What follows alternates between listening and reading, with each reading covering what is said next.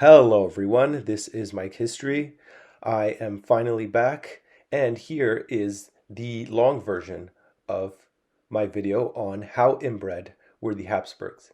In this video, I will not only just go over how inbred the different members of the Habsburg family were, but I will also specifically go over the entire history of their family from their rise as obscure dukes in Germany all the way until their fall in World War I. If you find that interesting, then don't forget to watch the rest of this video. I hope you enjoy. It's no secret that the royal families of the world have often engaged in inbreeding to keep their thrones, money, and purity within the family. But what happens when a royal family becomes so inbred that they go extinct? Well, today I'll be telling you about the incredibly incestuous history of the Habsburg family that once came close to dominating Europe and then ruined it all through genetic foolishness. However, every great story has a humble beginning, and ours brings us to southwestern Germany, where we can introduce the first character in the story, a guy named Guntram the Rich, who was a member of the Etaconid family, who possessed much of the land in that region. He's the earliest known member of the Habsburgs, though they would only get that name from his grandson, Radbot of Klettgau, who built a castle in Switzerland in 1020 that bears the name Habsburg. Radbot, his father Lanzelin, and his grandfather Guntram had all been purely German, but as Radbot rose in prominence, he arranged a marriage with Ida de Lorraine, the great-granddaughter of King Robert I of France. At this time, the French royal family was actually Dutch, a result of being Frankish, something which I explain in much greater detail in my Ancestry of King Charles series. Go check that out. And so this introduced Dutch blood into the Habsburg lineage, though Radbot's son Werner was still majority German. After his death in 1096, he was succeeded by his son Otto II, who became the first Count of Habsburg. His grandson Albert III became Count after the death of his father Werner II in 1167, and upgraded the status of his family through his marriage with Ida of Pfullendorf, the granddaughter of Welf VI of the influential House of Welf, which dominated German politics at the time. Despite all this, the first Habsburg of any real importance was Rudolf I of Germany. After the death of his father, Albert IV, in 1239, he became Count of Habsburg. He joined the Prussian Crusade in 1254, but that didn't give him any brownie points with the Pope, since he ended up beefing with the Church, and so he just got excommunicated for a while. But who cares if you're going to go to hell if you're elected King of the Romans? Wait a second, the Romans? I thought they were long gone. Well, the title actually meant the King of Germany, a position that he was elected to in 1273, which raised the profile of his family for the first time in a significant way. He secured his authority by defeating his longtime ops, King Ottokar II of Bohemia, who also ruled as Duke of Austria, Carinthia, and Styria, as well as Margrave of Carniola.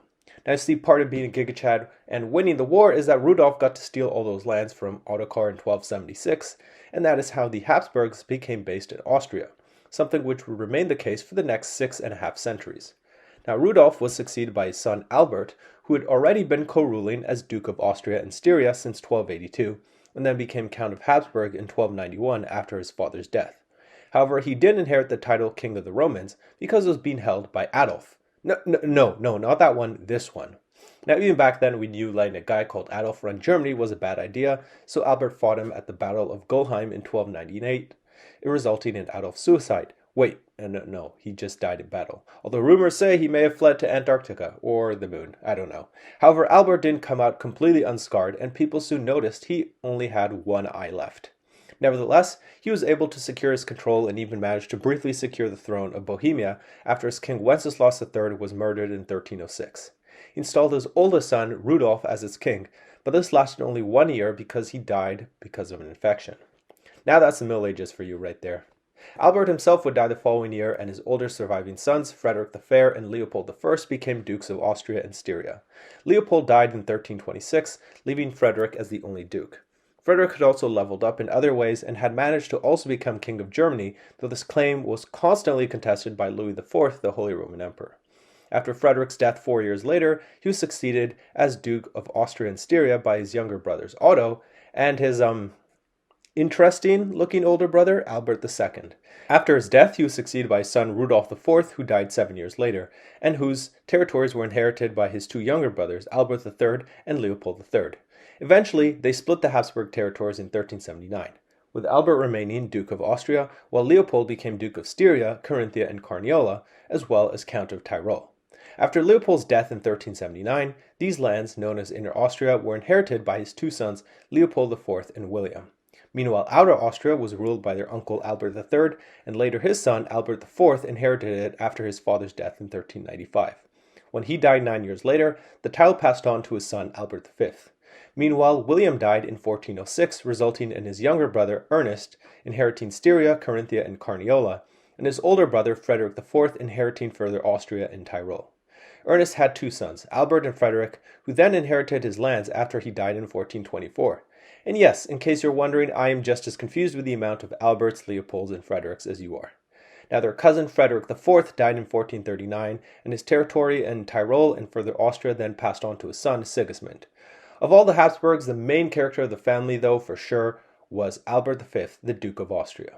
Albert was a hardcore Catholic and persecuted the Jews, partly because he accused them of assisting the growing Hussite movement, a group of proto-Protestants who followed the teachings of Jan Hus. Watch my video on the Hussite Reformation to learn more. Now in 1422, he boosted his status by marrying Elizabeth of Luxembourg, the only child of Sigismund, the Holy Roman Emperor, who basically ran Germany at the time, and who was in the middle of fighting several failed crusades against the Hussites, who were just a bunch of Czech peasants but kept completely destroying them. Now eventually Sigismund died in 1437, and not only did he pass on his title of King of the Romans to his son-in-law Albert, who became known as Albert II of Germany, but also gave him the thrones of Hungary, Croatia, and Bohemia. This laid the groundwork for the traditional Habsburg territories in Central Europe, which they would rule for the next nearly 5 centuries. Meanwhile, while having all this land gave Albert a bunch of aura, it didn't help him much when the Ottomans invaded Hungary in 1439, resulting in his death after just 2 years on the throne. Now this created an issue since his wife was pregnant, but he couldn't have women running the country, and so it just resulted in a power vacuum instead. Eventually, little Ladislaus was born and was immediately proclaimed Archduke of Austria and King of Hungary and Croatia. But being a one-day-old king was not Ladislaus's only issue. He was the first of many Habsburgs to be inbred, a trend which would only continue. Because you see, Daddy and Mommy were actually both great-great-grandchildren of Albert I of Germany, making them third cousins. This was enough of a problem that they had to get a blessing from our homie the Pope, but he said good vibes, and so the marriage was on. But while their marriage was a spiritual blessing, it was not a genetic blessing, and little Ladislaus came out 12.5% inbred. Now you might wonder how I got to this number, and here I will explain basically the criteria for how to measure how inbred any individual in the future here is. So, the criteria is pretty simple. Basically, sibling marriage gives you incest points of 100% since you share all the same genetics. Cousin gives you 50%, second cousin gives you 25%, etc., etc. Now, while it was deemed acceptable to let a day-old infant run Austria, Hungary, and Croatia, Germany, of course, was far too important to have that kid in control. Instead, his relative Frederick took the title, already ruling Styria, Carinthia, and Carniola. But it turns out Frederick was not the only one taking advantage of little Ladislaus's weak position, and Ladislaus III of Poland pressed his own claim to the Hungarian and Croatian throne, while the Hussites in Bohemia refused to accept Ladislaus's rule after what his dad had done to them. Now, if that wasn't bad enough, when Ladislaus was just 2 years old, his mom also died, and his position on the throne of Hungary was only saved by Władysław's death, fighting the Ottomans 2 years later. Psych! Instead, the kingdom was basically taken over by his regent, John Hunyadi. In 1453, Ladislaus finally was crowned King of Bohemia, but this actually meant nothing because the Hussites were still basically running the country. Now, if you thought things couldn't get worse, think again, because 3 years later, the Ottomans invaded, and the 16-year-old king now had to defend Hungary from the most powerful military in Europe. He decided to confiscate the lands of Ladislaus Hunyadi, the son of the regent, who was deeply unpopular. After Ladislaus Hunyadi was executed in 1457, his family obviously was not very happy about that, and they forced King Ladislaus to flee to Bohemia. But as if things couldn't get worse, he then tried to raise up Magdalena of Valois, the daughter of Charles VII of France, only to just die without even getting married. As tragic as Ladislaus's life was, it would play an important role in the future of the Habsburg family. Ladislaus's luck wasn't much better after his death than during his life. Matthias Corvinus, the brother of executed Ladislaus Hunyadi, became the king of Hungary and Croatia, and the Hussite George of Podebrady became the king of Bohemia. Meanwhile, his despised relative Frederick inherited Austria and became its archduke. This was the latest addition to his collection, and this guy was just taking W after W, especially after his election as Holy Roman Emperor in 1452, and the death of his brother and rival Albert VI in 1463. By the time this happened, he owned all Habsburg territory except further Austria and Tyrol, which was still controlled by his relative Sigismund. Although Frederick, now known as Frederick III, was literally called Arch-Sleepyhead of the Holy Roman Empire, during his lifetime by the way, he manipulated events behind the scenes to ensure his dynasty's rise to the position of the most powerful family in Europe. In 1477, he arranged the marriage of his son, Maximilian, to Mary of Burgundy. Mary was the daughter of Charles the Bold, but his death earlier that year caused his rival, King Louis XI of France, to contest her claims to his inheritance, and he began invading her lands. Frederick seized the opportunity to get the lands for himself by getting his son to marry Mary, and thus have their kids inherit the land. Maximilian, Mary, and Frederick then went to war with the French over the control over territory in what became known as the War of Burgundian Succession. This war marked the beginning of the legendary rivalry between the Habsburgs and the French, which would last over 3 centuries. Now, Mary wouldn't rule very long, dying just 5 years later in a hunting accident. While Maximilian was devastated, he also got to inherit all her territory and add the Burgundian lands to the Habsburg family. So you lose some, you win some. This was no small chunk of territory. It included the duchies of Burgundy, Limburg, Lothier, Luxembourg, Guelders, and Brabant, the Margravate of Nemours, and the counties of Artois, Flanders, Charolais, Hainaut, Holland, Zeeland, and Zutphen. Although this land was now officially under the rule of their 4-year-old son Philip, obviously Philip, probably cared more about playing with toy horses, and Maximilian was the one calling the shots, eventually securing peace with Louis by the end of the year. 4 years later, he began co-ruling as King of Germany, and another 4 years later, his relative Sigismund died, passing the final Habsburg territories in further Austria and Tyrol to his control. This land would then become incorporated into Austria in 1493, when his father, Frederick III, died. Now ruling over vast territories, he set his sights even further abroad, and in 1496 arranged the marriage of his son Philip to Joanna of Castile, the daughter of Ferdinand II of Aragon and Isabella I of Castile, whose marriage had united Spain under a single family. Now, you may also know them as the guys who funded that certain Italian fellow who went to discover India. Maybe you heard of him. Now, this was no accident. It gave the Habsburgs a potential claim to the future Spanish throne. As Joanna's older brother died the next year, followed by her sister Isabella in 1498, she became the heir to the throne since she had no legitimate brothers. So let's learn a little about Philip. He was known as Philip the Handsome and was basically an alpha male. He was attractive, loved by the people, and an effective ruler, bringing peace and prosperity. His wife was down bad for this dude, and after she became the heir, she and Philip moved to Spain to secure their future as rulers. Eventually, Joanna's mother, Isabella, died in 1504, leaving her as the new queen of Castile and Leon. Her father, Ferdinand, tried to take the throne, but the nobles opposed the idea, not wanting a foreigner to rule their country. Philip had returned back home, so Joanna traveled there and they sailed back to Spain together. But God had a different plan, and they ended up shipwrecked in England, where they were essentially taken hostage by King Henry VII until they agreed to a trade deal and an alliance. They finally landed in Spain in 1506, but Ferdinand was not thrilled about having to share the throne with his son-in-law. Now, they eventually met, and they did agree that women could not run the country, and so Philip was recognized as the King of Castile. But Ferdinand had never really changed his mind about him, and soon after the meeting, Philip ended up mysteriously dead after just 2 months on the throne at age 28. I wonder how that happened. Joanna and Ferdinand then succeeded him as joint monarchs of Castile and Leon, while his 6-year-old son, Charles II, succeeded him as Duke of Brabant, Limburg, Lothier, and Luxembourg, Margrave of Nemours, and Count of Artois, Flanders, Hainaut, Holland, Zeeland, and Burgundy. Meanwhile, Philip's father, Maximilian, finally became Holy Roman Emperor in 1508, marking the culmination of his ascent to power. Nevertheless, his son's premature death had prevented a Habsburg takeover of Spain, but that would all change in 1516 when Ferdinand finally died. After his funeral, Charles II was proclaimed Charles I of Spain with his mother Joanna and was now King of Castile, Leon, Upper Navarre, Lower Navarre, Aragon, Valencia, Majorca, Sardinia, Sicily, and Naples, as well as Count of Barcelona, Roussillon, and Cerdagne.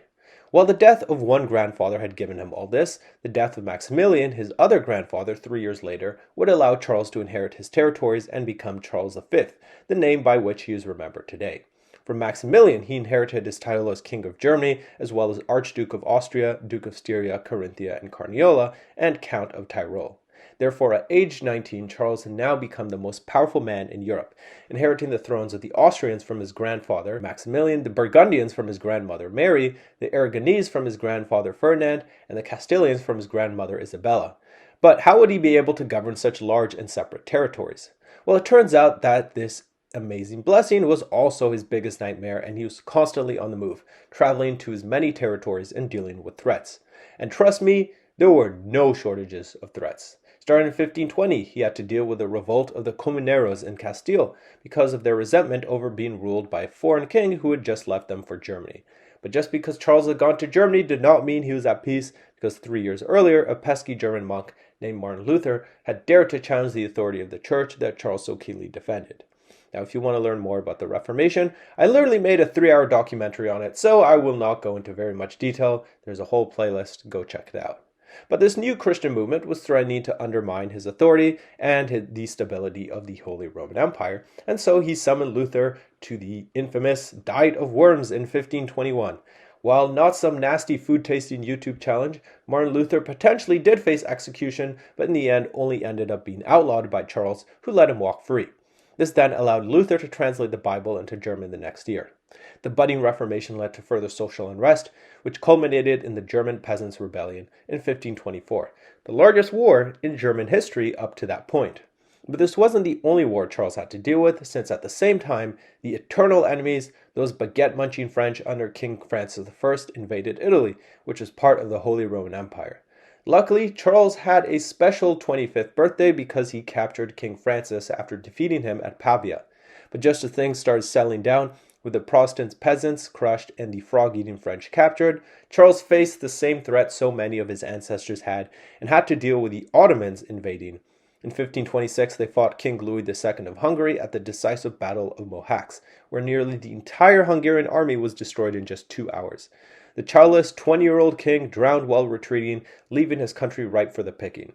The Ottomans took advantage of the chaos to conquer large parts of territory, while Charles V's younger brother Ferdinand claimed the throne due to his marriage to Louis's sister.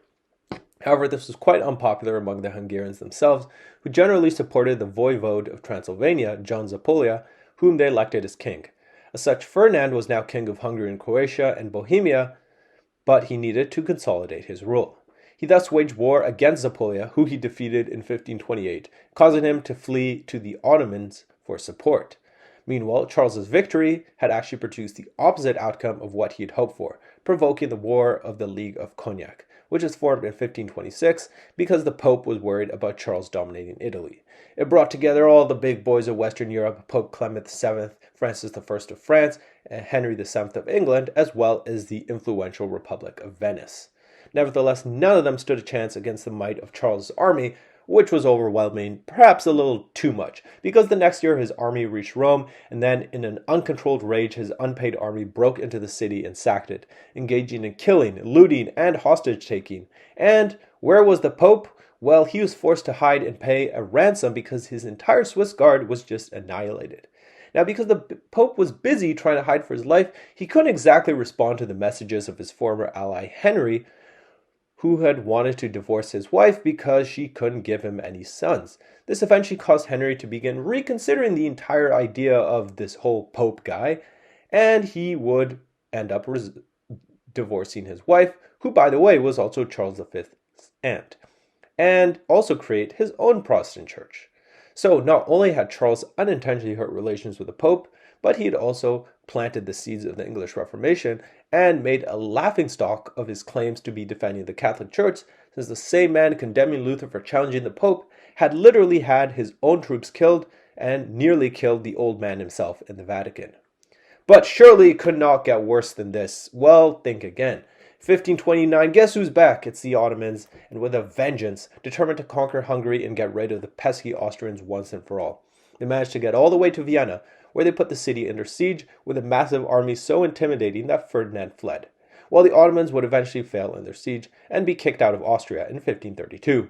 The series of crises was getting out of control. As such, Charles called the Diet of Augsburg in 1530 to decide how to defend against the Ottomans and deal with the Protestants. Having recently elevated himself as Holy Roman Emperor and King of Italy, Charles had more responsibilities than ever, and had to deal with these matters urgently. Lutherans fiercely defended the right to their beliefs, and they produced the Augsburg Confession as a summary of their core beliefs. Charles said absolutely not, and with no conclusion reached, the Lutherans formed the Schmalkaldic League the next year to resist him. Dealing with a renewed Ottoman invasion in 1532, he was forced to accept the League and essentially legalize Protestantism within the empire, as long as the princes then helped him fight against the Ottomans, who were successfully repelled later that year. In 1533, the Treaty of Constantinople finally settled the Hungarian dispute, with the land being split between Ferdinand and Zápolya as an Ottoman puppet ruler. But if you think this finally brought peace, then you are wrong once more, and a mere 3 years later, the most unexpected combo formed. See, while the Ottomans were Muslims and the French were Catholics, they realized that hating Charles mattered a lot more than, which god they worshipped, and they formed an alliance against him. This resulted in the launch of yet another French invasion of Italy after Charles installed his son, Philip, as Duke of Milan after the death of his last duke, since Francis claimed the duchy for himself. The war ended inconclusively in 1538, but just as peace was secured, the Ottomans struck again, destroying Charles's fleet at Preveza. Meanwhile, Ferdinand forced John Zápolya to accept him as his successor, but after John had a son in 1540, he backtracked before dying. Ferdinand invaded, but the Hungarians called on the Ottomans to defend them, which they did, successfully capturing Budapest and forcing Ferdinand to pay reparations. Combined with Charles's failed expedition to capture Algiers from the Ottomans that year, the Ottomans were in a much stronger position. But those pesky French, always scheming, soon noticed and allied with them once more to bring down Charles.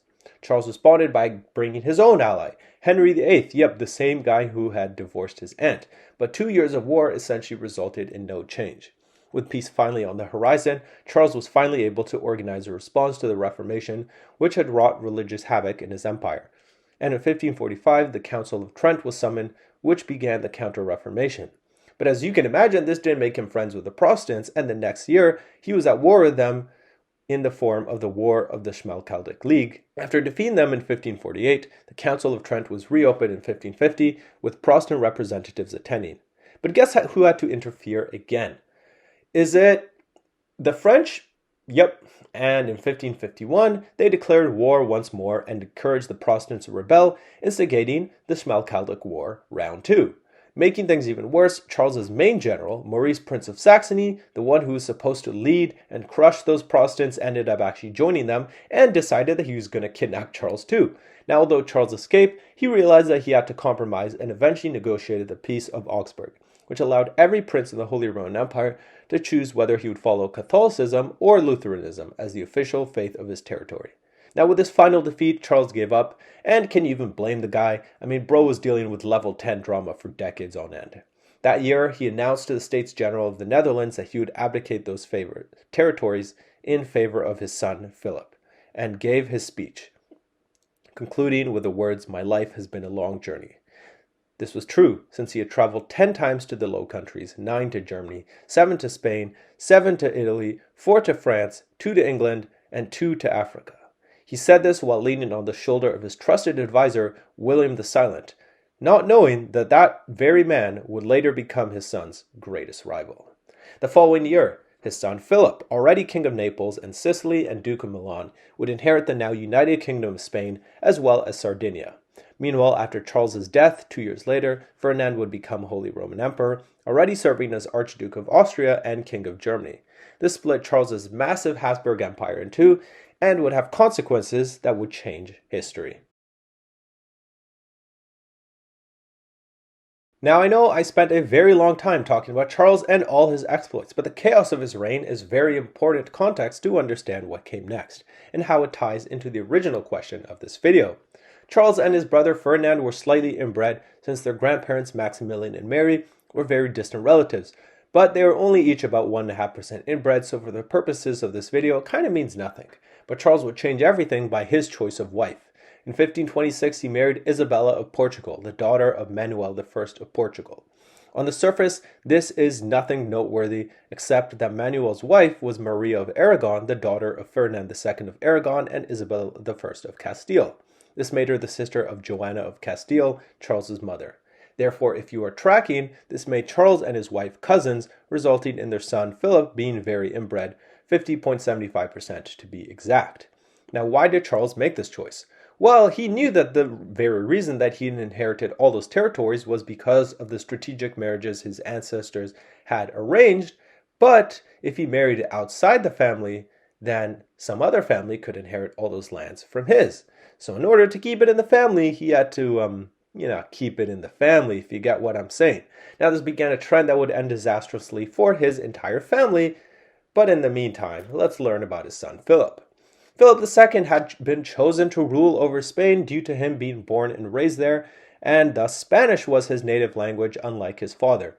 By the time he took the throne, he not only had all the Burgundian, Italian, and Spanish possessions that he was given by his father, but was even technically the King of England, adding yet another possession to the Habsburg collection. This was because in 1554 he had married Mary I of England, who was ruling the country without a husband. She was the daughter of Henry VIII's first wife, Catherine of Aragon, who was the daughter of Ferdinand II of Aragon and Isabella I of Castile. This made Mary Charles's cousin, so Philip was basically marrying his dad's cousin, only contributing further to the incest in the family. Now, anyone who knows anything about her knows that she was also known as Bloody Mary because of her staunch Catholicism, which resulted in her persecution and execution of many Protestants across England. As such, it was a match made in heaven or hell, depending on who you asked. Definitely a match made in hell for the genetics. If you think that the papacy was benefiting from this new epic Catholic power couple, think again, because Philip inherited one thing from Charles, and, well, actually probably more than one thing. He inherited his tendency to marry his cousins, but he also inherited Charles's love of defending the Pope in theory, but not in practice. In the very first year of his reign, who does he decide to invade? The Muslim Ottomans? The Protestants? Nope, the Papal States instead. And the best part is that he said he was doing it for the Pope's benefit, his words, not mine. Now, obviously, the Pope wasn't really a fan of this, and he called on the one reliable enemy of the Habsburgs. You'll never guess it, that's right, it's those pretentious French, who were more than eager to wage war against them. But the war didn't go particularly well for the baguette munchers, who in 1559 had to admit defeat and cede territory to Philip's allies, as well as acknowledge his rule over Milan, Naples, Sicily, and Sardinia. Surprisingly, this finally ended the Italian wars that had been raging between the Habsburgs and French for decades, partly because Henry II of France soon after died in the tournament, and his death threw the kingdom into chaos. But while Philip was taking W's on the battlefield, he was taking L's in his personal life, and in 1558 his wife Mary died, resulting in him losing control over England. But not too concerned about this loss, he instead took advantage of the new peace with France to marry Elizabeth of Valois, the sister of the recently crowned Francis II of France, which would help him get a claim on the French throne. With peace secured, Philip then moved on to deal with the other constant thorn in the side of the Habsburgs, those terrible Turks. He organized a club of all the cool Catholics, which became known as the Holy League in 1560, including Venice, Genoa, the Papal States, and the Knights Hospitaller. They created a combined fleet which captured Jerba and then was quickly defeated by the Ottomans. 2 years later, Philip's nightmares only got worse as France fell into a civil war over religion as Protestants and Catholics duked it out to decide who would run the country. Unsurprisingly, you can guess that Philip sided with the Catholic League in hopes that they would win.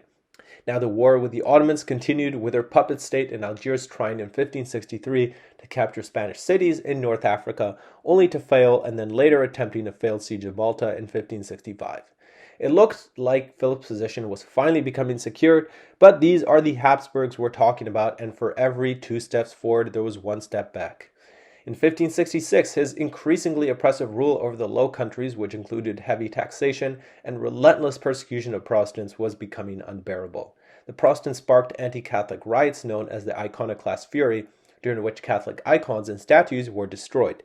To restore order, Philip sent the brilliant general Fernando Alvarez de Toledo, the 3rd Duke of Alba, to crush dissenters, and he executed some major leaders of Brussels in 1568. This sparked the beginning of the 80 Years' War, and I think you can tell from the name that this was not going to be a very quick one. Alba would brutally crush his Protestant enemies and commit multiple massacres in 1571 that only made his Spanish Catholic troops even more hated. Philip was also taking W's in his war against the Ottomans, and that year saw the Battle of Lepanto, something which I've also made a whole video about.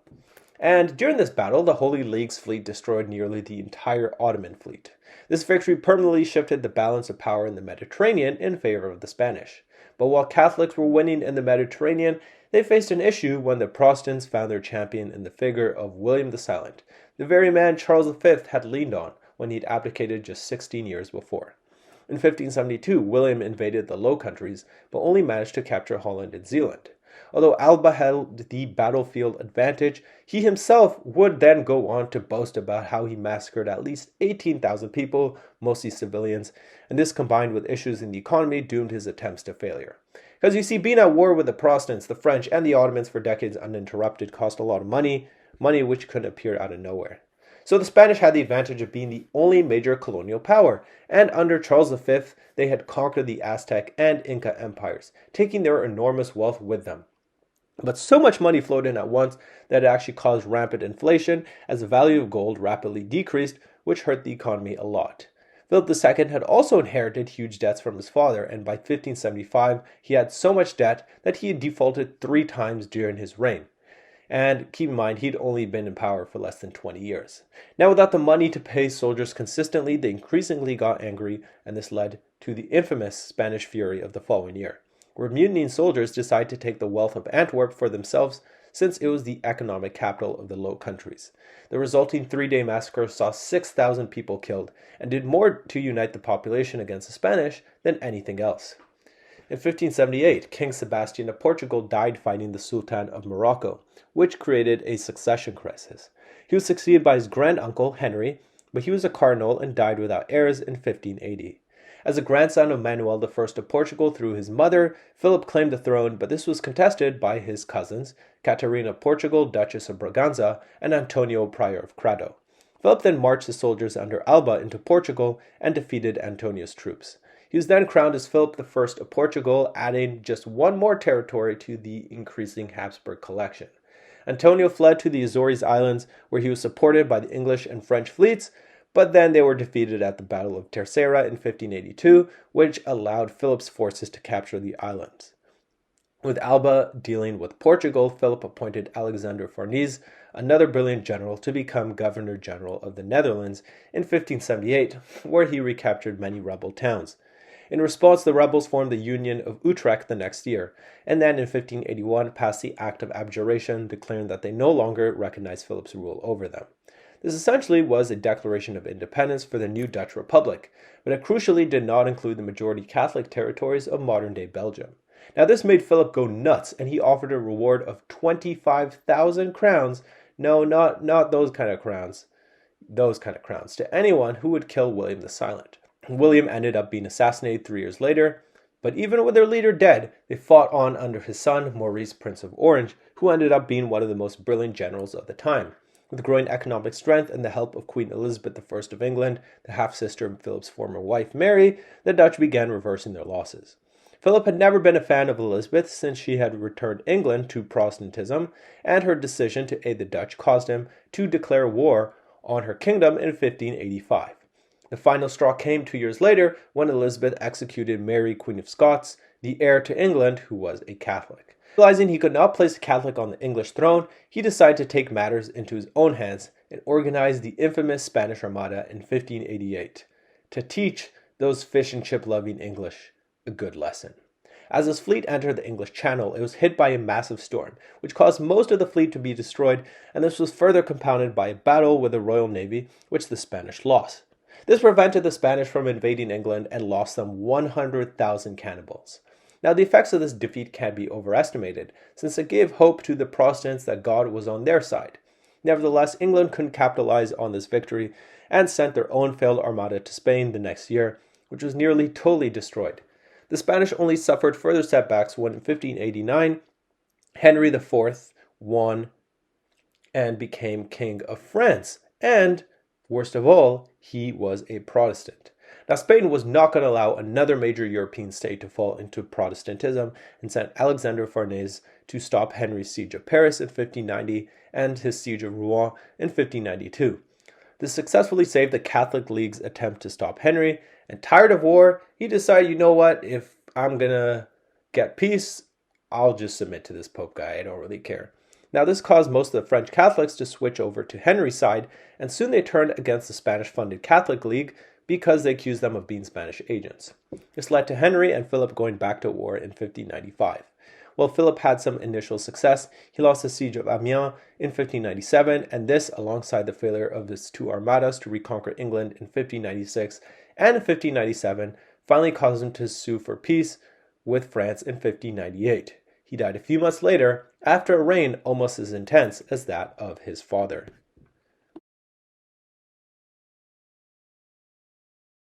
Unlike the Spanish Habsburgs, the Austrian Habsburgs were a lot more chill, especially under Philip's uncle Ferdinand I, Holy Roman Emperor. He didn't do all that much after taking the throne in 1568, but as mentioned, he had married Anna of Bohemia and Hungary. They were both great-great-great-great-great-grandchildren of Albert I of Germany, resulting in their son Maximilian being around 2% inbred, but that's not very much. In 1562, he became the King of Germany and Bohemia. The next year, he became King of Hungary and Croatia, and a year later, after his father's death, he became the Archduke of Austria and Holy Roman Emperor. Maximilian II's reign would be characterized by failure, even more so than that of his cousin Philip. Unlike Philip, he completely failed to reorganize the government, establish some kind of religious unity, or fight back against the Ottomans. One of the only notable things he did was arrange the marriage of his eldest daughter, Anna of Austria, to his cousin Philip. Anna was already inbred because Maximilian had married his cousin, Marie of Austria, who was Philip's sister. Now this was because he felt that his family's possessions would now only be safe under the control of other family members. This resulted in Anna being 76.5% inbred, and she was now going to marry Philip, who was her mother's brother and her father's cousin, and who was also severely inbred himself because his parents were cousins. So, starting off very well for the Austrian Habsburgs here. Her brother, Rudolf II, took the throne after Maximilian II's death in 1576. Rudolf was a very strange guy. Although he was raised in Philip II's strictly Catholic court in Spain, he was tolerant of Protestantism and even Judaism, and was not very committed to Catholicism. This was likely at least partially because of his interest in the occult. He also refused to bathe, lived in filth, refused to marry, had sex with men, and may have been schizophrenic, so seems to be collecting them all, huh? Almost like this was what the result of such cursed genetics might do to someone. His only notable achievement of his reign was his launch of the Long Turkish War in 1593, a failed attempt to unite Christians in a crusade against the Ottomans.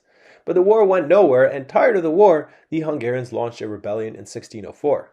This was eventually solved when Rudolf was forced to cede control over the wars to his younger brother Matthias, who ended both the Hungarian Rebellion and the Long Turkish War in 1606. But Rudolf could not accept this defeat, and he was determined to start a new war against the Ottomans. But Matthias managed to get support from the disaffected Hungarians, who forced Rudolf to hand over his titles as Archduke of Austria, Margrave of Moravia, and King of Hungary and Croatia to Matthias. Seeing Rudolf's weakness, Protestants in Bohemia pushed for more rights, which Rudolf granted, and then immediately they asked for even more rights, so then he sent in the army. They then appealed to Matthias, who imprisoned Rudolf in a castle in Prague, and forced him to accept Matthias as the new king of Bohemia. He died a year later, and Matthias then also succeeded him as king of Germany and Holy Roman Emperor. The new emperor had a new wife, marrying Anne of Tyrol, the daughter of his father's brother Ferdinand II, Archduke of Austria, thus making them cousins. The already severely inbred Matthias thus only further contributed to the now strange family tradition these guys had. Matthias didn't do much as emperor, but he tried to secure a tolerant religious policy, but this was made difficult by the fact that Bohemian Protestants fiercely opposed all of Matthias's attempts to appoint Catholic officials, especially his wife's brother Ferdinand, the Archduke of Inner Austria, who was known for being a hardcore Catholic. When he was made King of Bohemia in 1617, the Protestants rebelled a year later. However, with his health failing, Ferdinand took more power and became King of Germany, Hungary, and Croatia. In 1619, Matthias died, allowing Ferdinand to become Archduke of Austria and further Austria, as well as Holy Roman Emperor. Let's go back to Spain, which was ruled at this time by Philip III, who, if we remember, was the son of Philip II, whose own parents were cousins, and his wife and niece, Anne of Austria, whose parents were also cousins. As such, Philip III already was not starting in the best place, and was so inbred that he was actually over 100% inbred, reaching the insane number of 114% because of the overlapping incest of all four grandparents, and his parents also being niece and uncle to each other. Yeah, it's pretty nasty. Now, if this wasn't bad enough, a year after taking the throne in 1599, he then had to choose his own wife. And who did he choose? Margaret of Austria, his cousin once removed, whose father, Charles II, Archduke of Austria, had married his niece, Maria Anna of Bavaria, making both sides already both inbred and now ready to produce an even more cursed child. Philip III's reign was marked by decline, one exacerbated by the unfinished wars with Protestants that he inherited from his father. He organized a fourth Spanish Armada to invade Ireland because the last three went so well, and it was quickly defeated in 1601, which led him to finally give up on the idea of invading the British Isles. He then implemented a great victory policy in his war against the Dutch, but then this failed because the economy was so bad that by 1607 they had gone bankrupt yet again, and he was forced to sign a truce 2 years later. As part of the conditions, the Dutch would have to disband their profitable Dutch East India Company and stop harassing Portuguese merchants in Asia, which they agreed to, and then once the truce was signed, they were like, hell nah, and went right back to it. Now, although they'd recently been at war, the English and Spanish both feared the rise of the Dutch East India Company, and as such, a royal marriage was proposed between Philip's daughter Maria Anna of Spain and Charles, the son of James I of England. However, the Spanish ultimately decided not to follow through due to protests by the Portuguese, but perhaps it was influenced by the fact that Maria Anna was also mid and extremely inbred. Towards the end of his reign, his cousins in Austria were experiencing the crisis caused by the Bohemian Revolt, and then he chose to intervene on their behalf to restore order, Habsburg rule, and Catholicism. What was going on in Bohemia? Well, after the death of Matthias, he'd been succeeded by his cousin Ferdinand II, whose father had married his sister's daughter, as mentioned earlier, making him 51.5% inbred. Ferdinand II at first confirmed religious liberties for his Protestant subjects, but some of his generals attacked the Protestants, mistrust grew, and he eventually convened an assembly to meet with the Bohemian delegates. They denied Ferdinand's right to rule as their king, and instead elected their own king, Frederick V of the Palatinate, who was a Protestant. He accepted the crown after hearing about the successful invasion of Upper Hungary by Gabriel Bethlen, the Protestant Prince of Transylvania. And with this, the battle lines were drawn for what would become known as the 30 Years' War. Guess how long that one lasted. Now, Ferdinand concluded an alliance with Maximilian I, Elector of Bavaria, who became head of the Catholic League that had formed in opposition to the Protestant League. The Protestant League laid siege to Vienna, but soon Polish mercenaries were sent to raid Transylvania, forcing Gabriel Bethlen to abandon the siege to defend his home in 1620.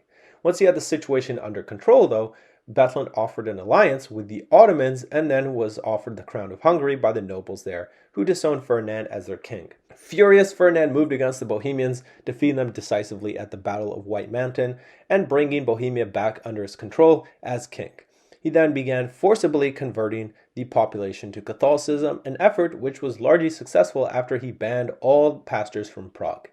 This turnaround and Bethlen's inability to gain Ottoman support caused him to yeet himself from the war and give up his claims to Hungary in 1621. Ferdinand could now focus on invading the Palatinate, the headquarters of his main ops, Frederick V. The capital was conquered by 1622, and soon the Palatinate was transferred to his ally, Maximilian. With his kingdom and his capital gone, Frederick turned to the old enemies of the Habsburgs, the Dutch Republic, and soon formed a coalition with them and Bethlen to oppose Ferdinand. But as we all know, nobody loved taking advantage of Habsburg weakness more than those frog-eating French, and soon they, under the leadership of a Catholic cardinal no less, began plotting out ways to ally with the Protestants. France convinced King Christian IV of Denmark to form a Protestant alliance in northern Germany under his leadership in 1625. Soon the alliance was formed, the English, the Dutch, and the Danish, but before they could get far, Ferdinand's brilliant general Johannes Tserclaes, Count of Tilly, annihilated the Danish army at the Battle of Lutter. However, Ferdinand faced a typical Habsburg problem, which is that he was running out of money, even though he's being subsidized by both Spain and the papacy. As such, he then turned to one of the richest men in Bohemia, Albrecht von Wallenstein, who agreed to fight for him on the condition that he directed the war effort and that he got to keep all that sweet, sweet money which would come from occupying territory. Therefore, under his leadership, Ferdinand's forces occupied Holstein, Pomerania, and Mecklenburg before invading Denmark itself.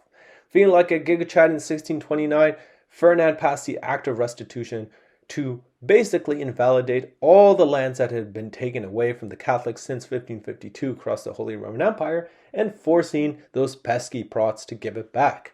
But when Wallenstein was beginning to feel like a threat, not just to the Protestants, but also to the Catholics, because of his rising power and his ruthless looting, he got fired.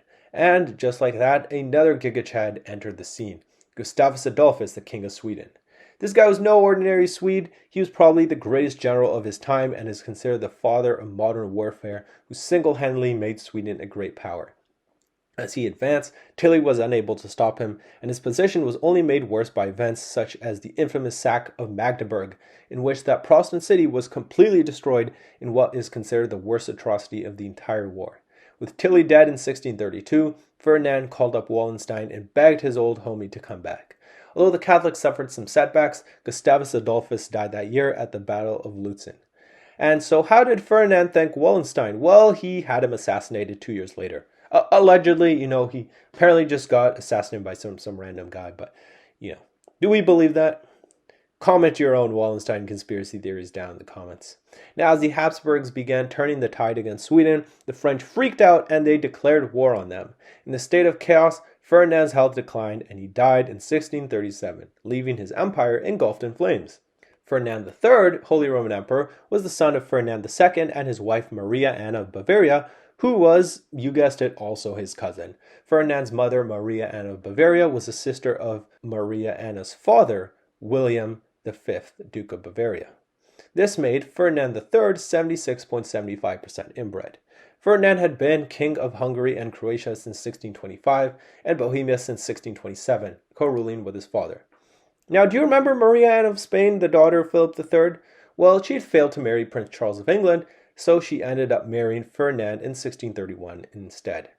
Maria Anna, as mentioned before, was also already severely inbred, being 132.75% inbred herself to be precise, and was now going to marry the severely inbred Ferdinand, who was, you guessed it, her cousin.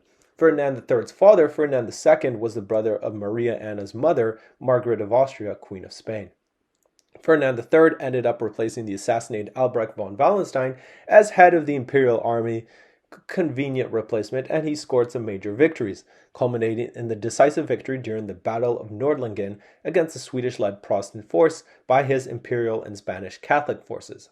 In 1636, he was elected King of Germany before becoming Archduke of Lower and Inner Austria and Holy Roman Emperor in 1637 after his father's death. The war had devastated the empire, but while Ferdinand wanted to end it, he had to deal with a resurgent Sweden and sent his general Matthias Gallus to contain them in Pomerania. This worked for a while, but after running out of supplies, he had to retreat to Bohemia, which Sweden began invading. This forced Ferdinand to redirect his army that was assisting the Spanish in the Netherlands back to Bohemia, ending any real military cooperation with Spain. This was only made worse when the Swedes and French signed an alliance in 1642 and 1643. The French won the decisive battle of Rocroi against Spain, allowing them to dedicate their army mainly to fighting the imperial army in Germany. With the tide turning, the Swedish army began advancing towards Vienna in 1645, forcing Ferdinand to bravely defend. No, he just ran away. Now, in a weakened position, he was forced to grant the religious freedom for the Protestants in Hungary, which prevented the Counter-Reformation from being implemented there, at least for now. Ferdinand could not win the war without Spanish support, but as usual, the Spanish were running out of money and could not fund him, which prevented him from making any new offensives. Ferdinand was forced now to negotiate peace, resulting in the famous Treaty of Westphalia in 1648, which ended the war after 30 years of carnage. The Dutch and Swiss republics gained full independence, and Ferdinand had to cede Rügen and western Pomerania to Sweden, and some minor lands to France. Nevertheless, Ferdinand was able to successfully implement the Counter-Reformation in nearly all his territory. But more broadly, he had been forced to concede to the Protestants, whose institutions would be equally shared with the Catholics, and states within the Holy Roman Empire could now legally form alliances with foreign states that were actually enemies of the emperor, which effectively ended any real power the emperor had over them. Why don't we check back in on the Spanish? Philip IV had succeeded his severely inbred father in 1621, who, let's remember, was over 100% inbred, and had married his cousin. This made Philip IV already an astonishing 132.75% inbred. As this freak of nature, Philip's first choice was his brilliant decision to immediately declare war on the Dutch Republic to help out Ferdinand II. Although he won major initial victories, the entry of France into the war and the growing costs of the war turned the tide against him, and he was soon forced to abandon his Netherlands First strategy. Instead, he had to deal with the Reapers' War, a war for Catalan independence encouraged by, you'll never guess it, the French in 1640. Taking advantage of the situation, the Portuguese nobles also declared independence from Spain, starting the Portuguese Restoration War, and quickly got support from, you'll never guess it, the French, and then they installed their own king, John IV. 1648 finally saw the end of the 30 Years' War, and Philip was forced to recognize Dutch independence, but the war with France continued, and it began an offensive to kick them out of Catalonia. By 1658, it was becoming clear that victory against France was impossible, especially after the French and English took Dunkirk from him, causing Philip to sue for peace and end the war in 1659 by marrying his daughter Maria Theresa to King Louis XIV, a rare instance of actually marrying outside the family. Wow, good job, Habsburgs. Now, Philip IV died in 1665 after a failed reign that saw his family finally lose control over the Netherlands and Portugal, nearly lose Catalonia, and most importantly, have to recognize the rise of France as the new top dog of Europe. This brings us to his infamous son, Charles II, a man who took the worst L's in life. He was the son of Philip's wife, Marianne of Austria, who also happened to be the daughter of his sister, Maria Anne of Spain, who was already inbred and had married her cousin, Ferdinand III. This made Charles II's father 132.75% inbred, and his mother an astonishing 155% inbred, and this uncle-niece combo now created this abomination who is an astonishing 194% inbred, making him easily the biggest incest maxer of them all. In fact, this was so bad that his cursed genetics are the only real thing that he is remembered for. By now, the infamous Habsburg jaw, a trait where the lower jaw protruded out further than the upper jaw, had become so severe that Charles often couldn't even chew his food because of how apart his jaws were, and often accidentally swallowed it instead. As a child, he had measles, chickenpox, smallpox, and rubella, and to top it all off, he had rickets too, and so he was unable to even walk until age 4. The age at which he became king. He was encouraged by his mother to sleep with his dad's corpse because it would make him fertile. Yeah, and you thought your family had some weird traditions. Now, eventually, it was time to find little Charlie a wife, and for once, they actually chose someone outside the family, maybe because they realized that having a child who was almost 200% inbred was a bad idea. His wife was Marie-Louise d'Orleans, the sister of Louis XIV, but in an insane plot twist, she was the one blamed for the couple's infertility and then died after their marriage in 1689. They then chose a new wife who was famous for her fertility. Not sure how that works. This being Maria Anna of Neuburg. Yeah, don't even ask me how they find out this kind of stuff. But even this beast in the bed could not produce an heir, and maybe it had something to do with the fact that Charles only had one testicle left, and even that one didn't work. And so it was becoming clear that Charles would be childless. But since Spanish succession laws allowed succession to pass through female lines, this meant that his sister's children could be his heirs. But there was only one problem. His half-sister Maria Theresa was married to Louis XIV, the powerful and ambitious king of France, and his full sister Margaret Theresa, although dead, had been married to Leopold I, the Holy Roman Emperor. Now, nobody wanted Spain to be controlled by either state, which were both seen as way too powerful, and by now it had become obvious that the French and the Habsburgs hated each other so much that neither would be willing to let the other take the throne, especially because they had just wrapped up the 9 Years' War in 1697. I think you can figure out how long that war lasted. As such, it was decided that Leopold's grandson, Joseph Ferdinand of Bavaria, would succeed Charles in exchange for France gaining Naples and Sicily, a compromise which satisfied the great powers of France, the Dutch Republic, and England, and made everyone happy. Now, Charles refused to have any of his lands divided, but he did accept Joseph Ferdinand as his heir, and so everything went great until Joseph Ferdinand died in 1699. So Leopold's oldest son, Charles, was then accepted as the new heir on the condition that he inherited all the Spanish lands. 1 year later, 1700, Charles II began the century by becoming sick, and he was unable to eat, even though before his ability to do so was already questionable. Now, on his deathbed, he then was persuaded to switch his heir to Louis XIV's grandson, Philip of Anjou, and right after uttering these final words, he died at age 38. Famously, his autopsy reported that, quote, his heart was the size of a peppercorn, his lungs corroded, his intestines rotten and gangrenous, he had a single testicle, black as coal, and his head was full of water. I am so glad I did not have to look at this dude's body after he died. But while Charles was dead, his problems didn't die with him, since Leopold I and Louis XIV, neither of them really cared about him, but they both cared a lot about his throne. And with that throne being promised to their son and grandson respectively, the Habsburg-French rivalry was about to enter yet another round. Let's learn a little more about Leopold I.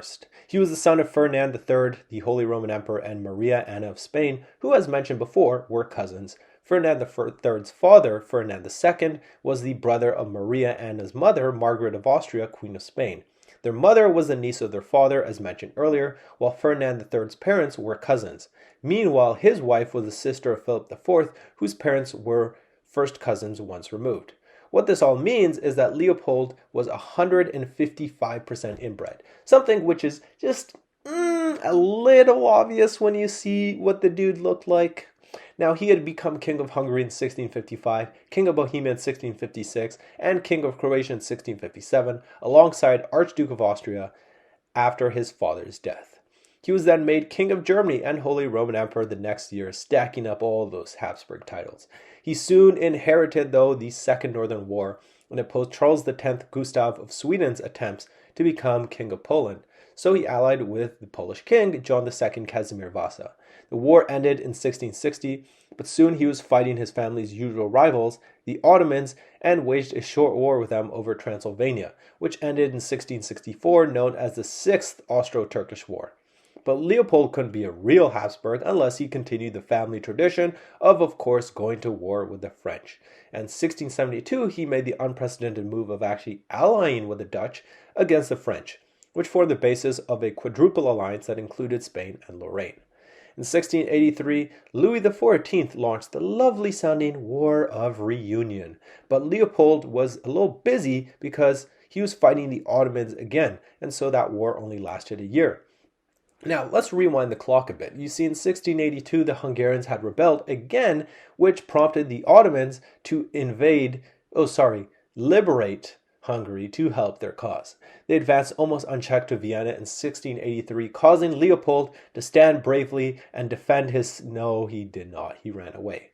Now, this was the second time that the capital was on the verge of being captured by those heathen Muslims. The city was famously, though, saved by the Polish wing hussars led by King John III Sobieski, which turned the tide of the war in Leopold's favor, and under his brilliant general, Prince Eugene of Savoy, who actually, funnily enough, was French but had been kicked out by Louis XIV, the Austrians had a series of victories which allowed them to conquer Hungary from the Ottomans once and for all, which was confirmed in 1699 when the war ended. This finally brings us to the Spanish. See, as his relative lay dying in Spain, Leopold was busy thinking about how he could get his son on the throne, but of course was opposed by that Louis XIV guy in France.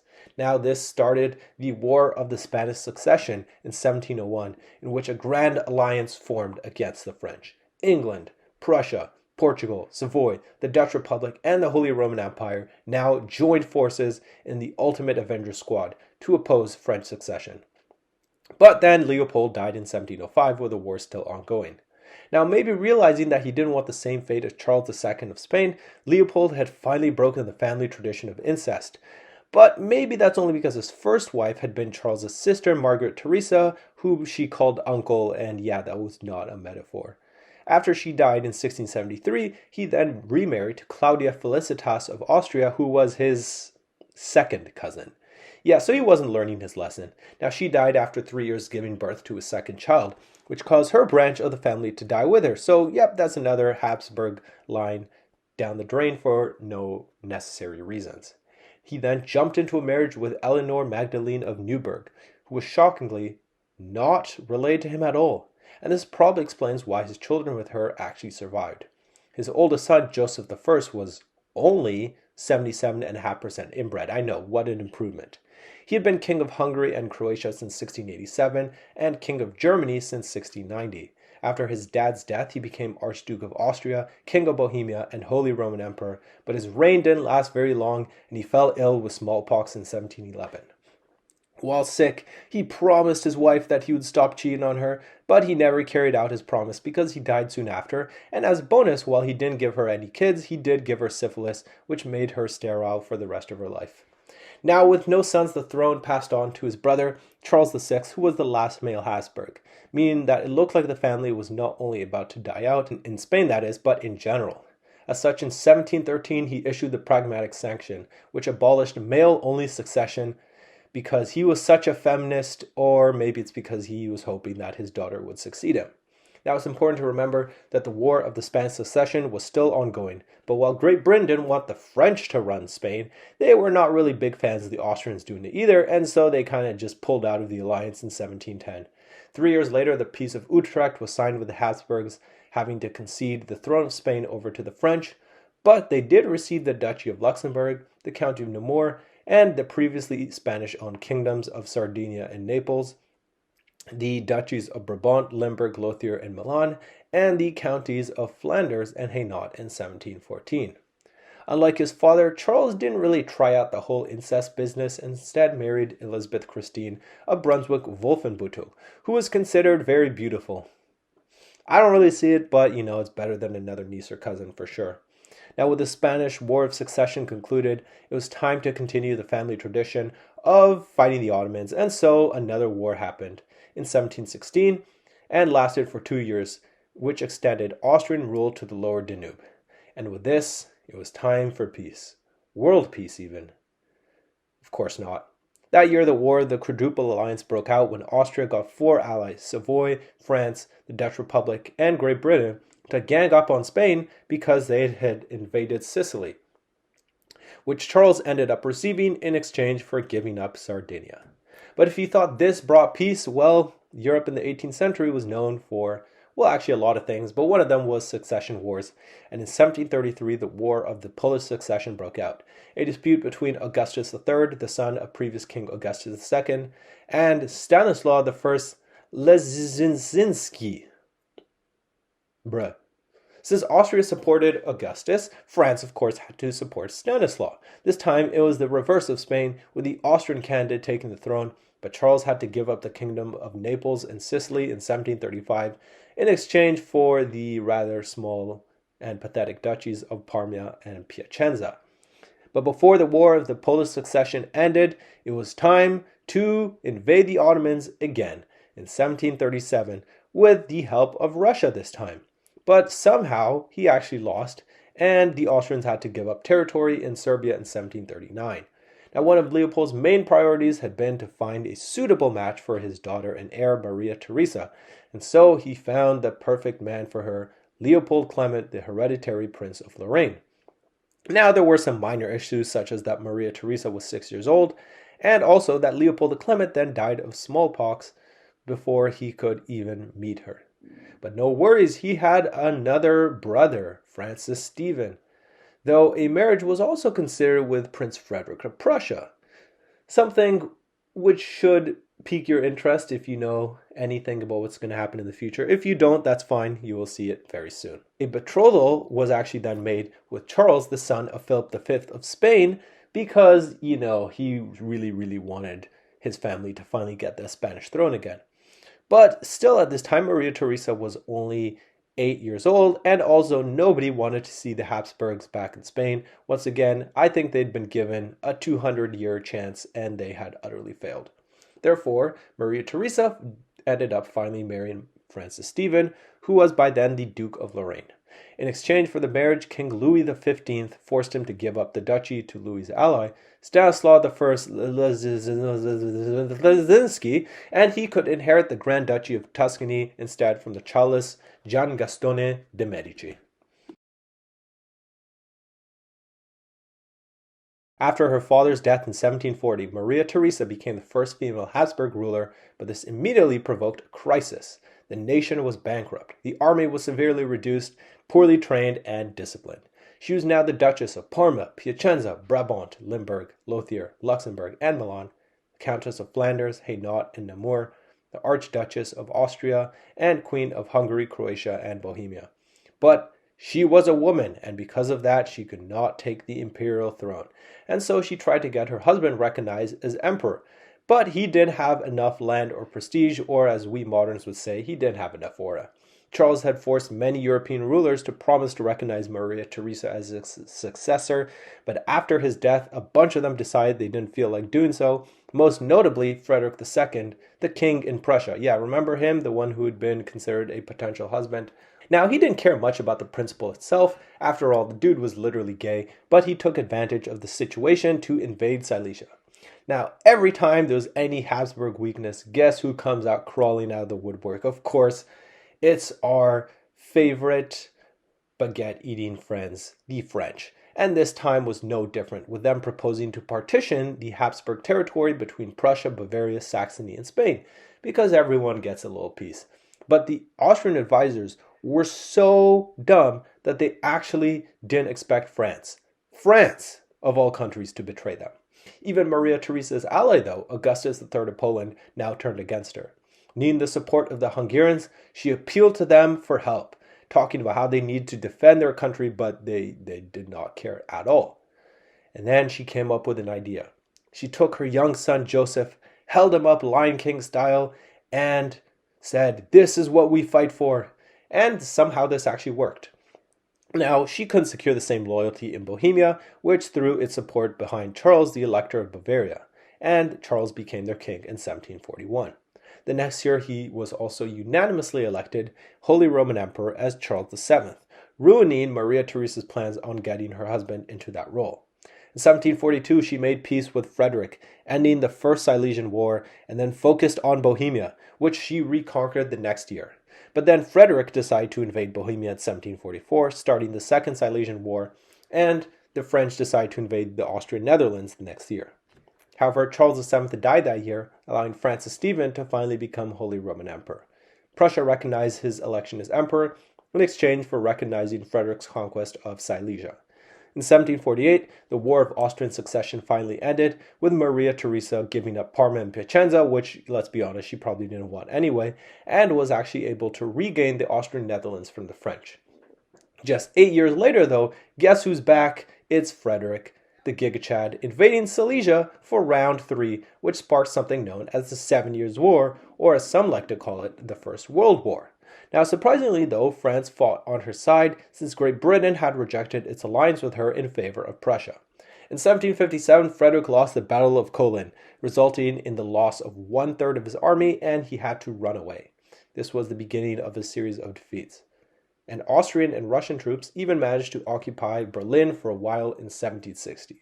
Everything was going according to plan, but then Frederick won a victory at Rossbach, which prevented the Habsburg-French alliance from total victory, and another victory at Torgau made Maria Theresa realize that she could only count on one ally to win them the war. That is Mother Russia, especially because France was getting just a little bit destroyed by the British overseas. Now, Russia was there to save the day, and then they did a reverse Uno card and quit the war, literally because their new king was a fan of Frederick the Great, and so this doomed Austria's plans to failure. In 1763, the war came to an end, with Austria forced to retreat from all land in Prussia and recognize its conquest of Silesia. 10 years later, Prussia and Russia decided, you know what, why don't we just carve up Poland? And so that's what they did, something known as the First Partition of Poland. Now, she didn't really like the idea of doing this, but then her son and successor, Joseph, who, let's just say, cared a little less about morals, explained to her that, hey, if Prussia and Russia would do it, then she would have to do it because they were not going to wait for her approval. Sounds awfully familiar to what another world leader is doing today. I can't really remember who it is. Now, she thus became the first queen of Galicia and Lodomeria. Now, after Russia completely crushed the Ottomans in 1774, she decided to use their weak position to negotiate for the conquest of Bukovina. Now, 1777 was not a great year for Maximilian III Joseph, who died on the final day of the year. And the Elector of Bavaria died childless. So, guess who's in to swoop in? It is Joseph, who decided to take the territory for himself. But one person was not a fan of this. This was Frederick the Great. Now, this sparked a war of Bavarian succession in 1778, and Maria Theresa reluctantly consented to the occupation of Bavaria. The war ended with slight territorial gains, but Austria had wasted huge amounts of money for basically nothing. And so she died in 1780, with Joseph succeeding her as Joseph II, Holy Roman Emperor. Maria Theresa had only been 38.75% inbred, and then she of course had to ruin the progress made in the family by marrying Francis, her second cousin, with Maria Theresa's grandfather, Leopold I, Holy Roman Emperor, being the half-brother of Francis's grandmother, Eleanor of Austria, the Queen of Poland. This made Joseph 49.25% inbred, which was actually below average for Habsburg standards by then. Now, after his father's death, he became Archduke of Austria and Holy Roman Emperor. Now, I guess he must have inherited his mom's thing, though, for second cousins, and after the death of his first wife, he married Maria Josepha of Bavaria, but soon realized that they actually had nothing in common except genetics, and when she fell ill with smallpox 2 years later, did he do anything? Nope, he didn't even check in on her, or even go to her funeral. Joseph was famously known, though, as an enlightened despot, so I guess him being a terrible husband doesn't matter. See, he combined Enlightenment values of religious tolerance, greater freedoms for peasants, freer trade, and belief in the power of the state. And he really thought that he should rule through reason, but because he was so smart, he needed to have absolute control over the country. Now, he did believe that the monarchy should serve the state instead of the opposite way around. And so to do this, he reduced the size and cost of the imperial household and limited courtly extravagance. He also got rid of the Jesuits because even the Pope had turned against them by 1773, and he had seen this Catholic religious order as a barrier to greater state control over religious and educational institutions. After his mother's death in 1780, he secularized church lands, spread education, enacted limited religious tolerance, and instituted German as the official language of his territories. He wasn't completely successful at implementing his reforms, but by his death in 1790, he left his possessions much more centralized and organized. He was then succeeded by his brother Leopold II, the Grand Duke of Tuscany. Now, his reign was overshadowed by the growing crisis in France that started in 1789. You may have heard of it. It's called the French Revolution. It's important to remember that the infamous Queen Marie Antoinette was actually his sister. And soon she began being like, yo, maybe could you help me calm down the insolent peasants here in Paris? Now, one person who was in support of this was Catherine the Great of Russia, who hoped that once Austrian troops were sent to France, she would then use the distraction to invade Poland and the Ottomans. Therefore, Leopold did promise to help Marie Antoinette, but because he was a bit weary of the Russians, he said he'd only help her if she escaped Paris first. So she said bet.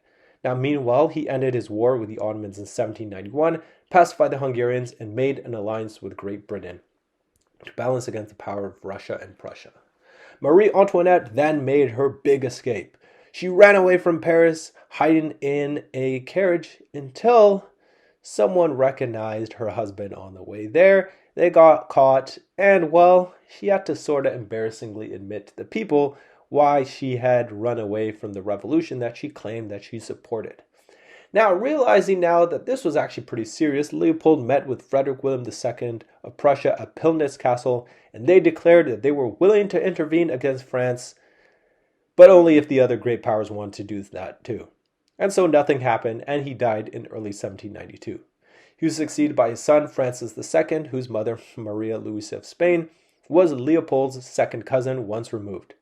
Leopold's grandfather, Charles VI, Holy Roman Emperor, was the brother of Maria Louisa's great-grandfather, Joseph I, Holy Roman Emperor. And so Francis II was 54.5% inbred. As monarch, he had to deal with the French Revolution, which was quickly spiraling out of control. In April, France declared war on Austria, a move supported by Louis XVI because he was increasingly held hostage by the revolutionaries and really wanted to prove his loyalty this time. And so he did so, but then he was just deposed in August after a mob stormed his palace, and they chopped off his head in early 1793, with Marie Antoinette following soon after.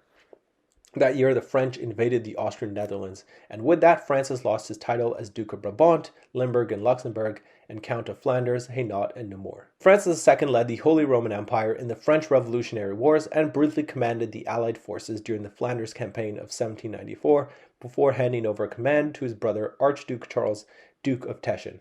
In 1796, he lost the Duchy of Milan to a rising general. You may have heard of him. He's called Napoleon. And a year later, that same Napoleon forced him to sign the Treaty of Campo Formio, which ended the War of the First Coalition and forced him to hand over all land west of the Rhine in exchange for Venice and Dalmatia. And so there was peace. No, there was not. And a year later, the War of the Second Coalition broke out, a war which he lost in 1802. Now, Napoleon crowned himself French Emperor in 1804. And so you know what Francis did? Well, he was like, I can also be my own emperor, and so he was crowned as the first emperor of Austria. A year later, the War of the Third Coalition broke out because neither side could accept that the other was a real emperor. And so Austria's soldiers were then drawn out to fight Napoleon and then were dealt a massive defeat at the Battle of Austerlitz in December, often considered Napoleon's greatest victory. It forced Austria out of the war by Christmas and greatly weakened it. And so in July 1806, while under what one could call French persuasion, 16 German states founded the Confederation of the Rhine under Napoleon's protection and announced that they were ditching this Holy Roman Empire thing. Napoleon then sent Francis a letter asking him if he could step down as emperor, or maybe it was more of an ultimatum. And so on the 15th of August, he decided, I'm not going to step down as emperor, I'm just going to get rid of the entire thing. And so with that ended the Holy Roman Empire in the Kingdom of Germany, putting an end to a millennium of dysfunctional governance and awful border gore across Germany. And so with this, Napoleon was now the epic master of Europe. But even the strongest men have their weaknesses, and Napoleon soon got bogged down in the Peninsular War after he invaded Spain in 1808. Francis was like, this is my time to get a comeback. He declared war and started the War of the Fifth Coalition. But this went just about as well as the last four coalitions, and he was beaten so badly that he was actually forced to ally with Napoleon and even had to give his daughter to him in marriage, meaning that she could not participate in the beautiful tradition of incest that they had been working on for centuries. Now, it was only after Napoleon's very questionable decision to invade Russia in the winter of 1812 and his subsequent retreat that Francis felt confident enough to turn on him in 1813, and he joined the War of the Sixth Coalition alongside the United Kingdom, Russia, Prussia, and Sweden. As Napoleon was finally defeated in 1814, well, sorta, he came back for a little bit, Austria presided over the Congress of Vienna to rebuild and reorganize Europe after the ravages of the Revolutionary and Napoleonic Wars.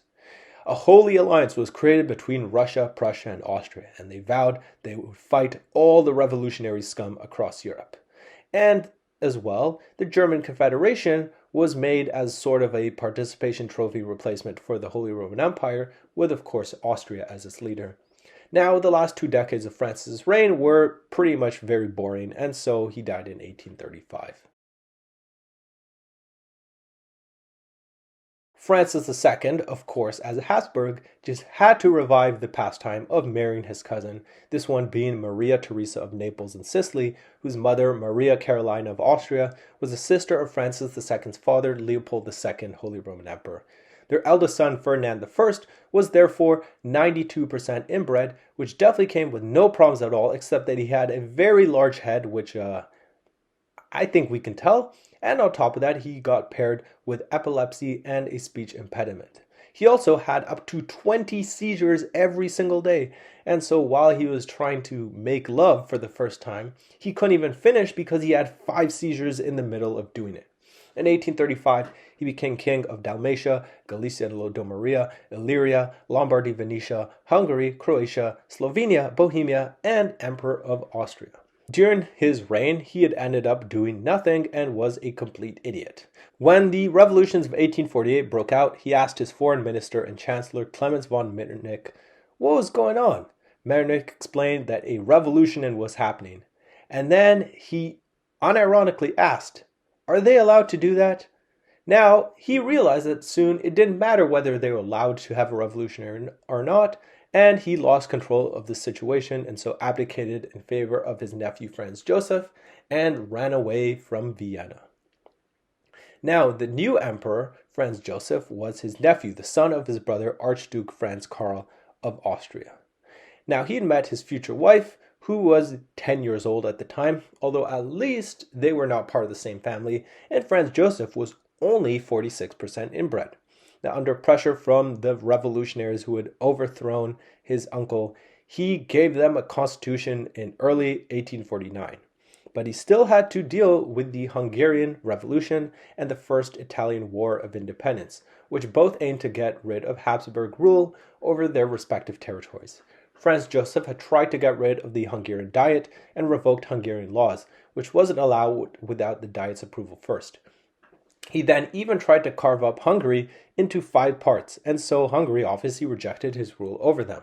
But Franz Joseph had a little bit of a problem.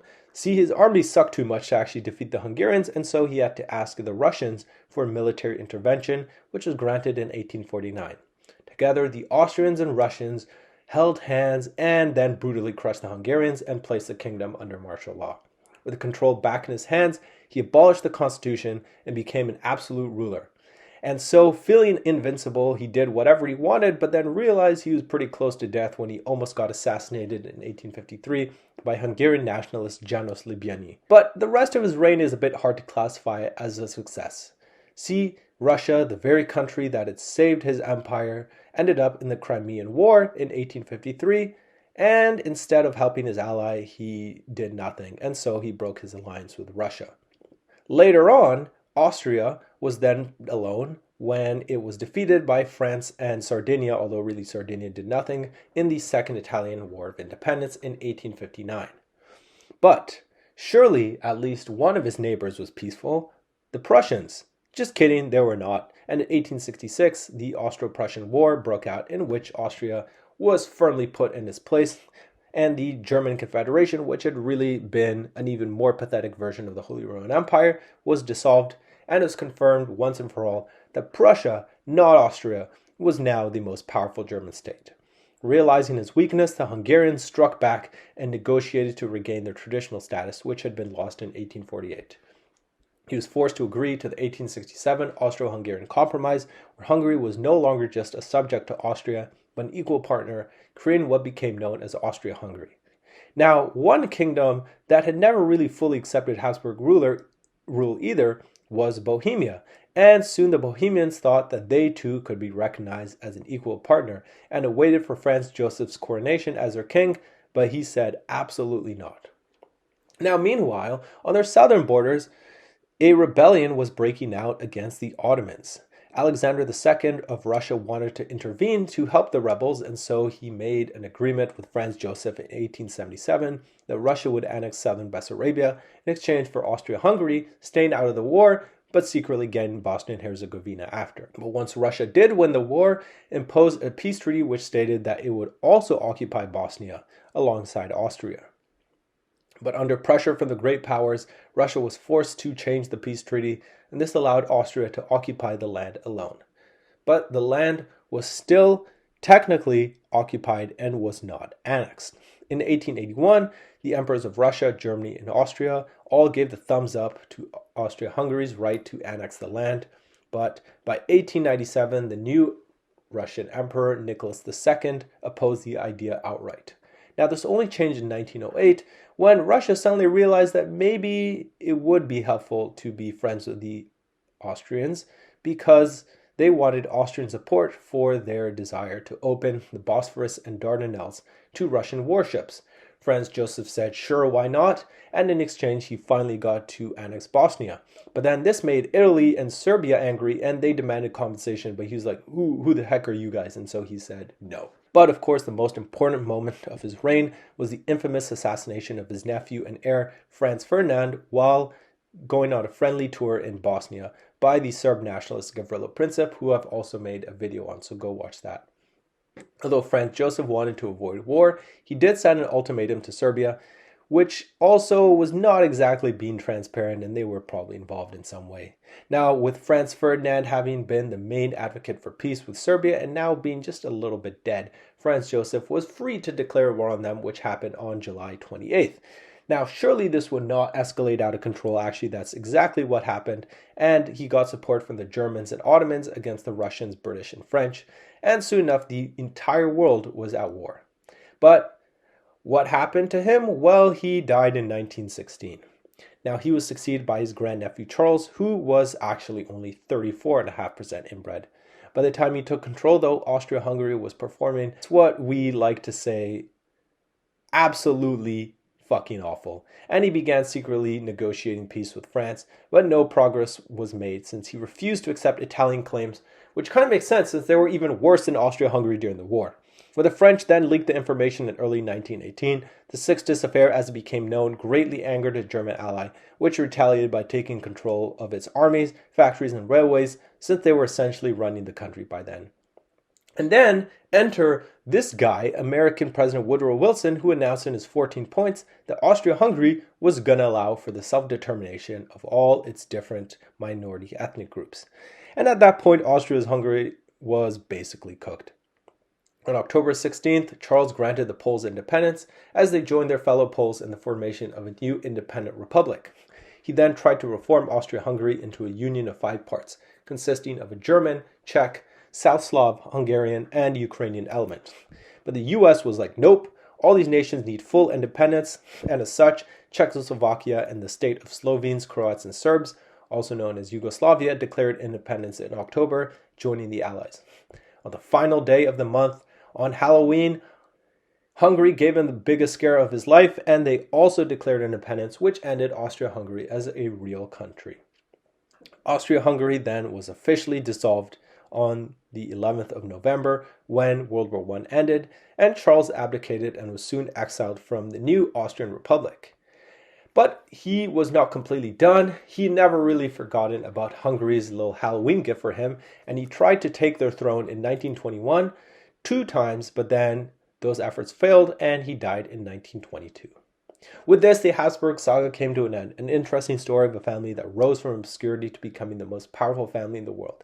But their marriage policy, the very thing that had brought them to power, would ultimately doom them, literally in the case of Spain, but also creating a group of increasingly weak and ineffective rulers in Austria. Whatever you think of them, though, they shaped history for better or for worse, and contributed to the world in countless ways, even to this day. Thank you for watching, and I hope you enjoyed.